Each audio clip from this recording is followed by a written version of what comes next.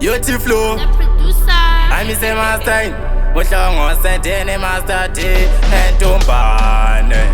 Azizise kufungira kana kubirira igaro ziva mangoma ndova imbira kwandabva kure ndichimiramira T-Flow anondipupurira ndini wacho master kungoti chete ndakabvisa rasta wani wavo ndomuisa plaster T-Flow ndati mana riu rasta vachazviziva kuti ini ndinopedza masports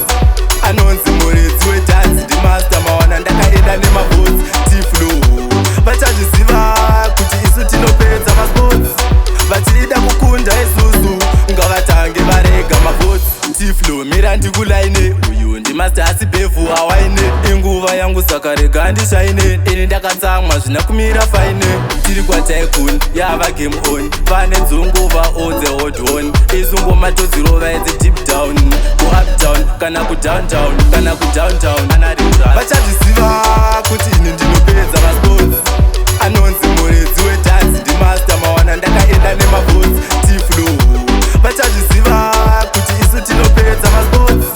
vachida kukunda isusu ngavatange varega mabhotsi hazvisi zvekufungira kana kubirira igaro ziva mangoma ndovaimbira kwandabva kure ndichimiramira T-Flow anondipupurira nhasi uno ndava kupedza masports kudhaka vanhu fanika matotsi chimuchi chaenda ndawana mavhotsi ngatsuwai ndakudiwa mumastreets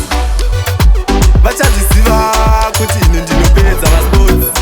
anonzi muredzi wedhanzi ndimaster mawana ndakaenda nemabhotsi T-Flow vachazviziva kuti isu tinopedza masports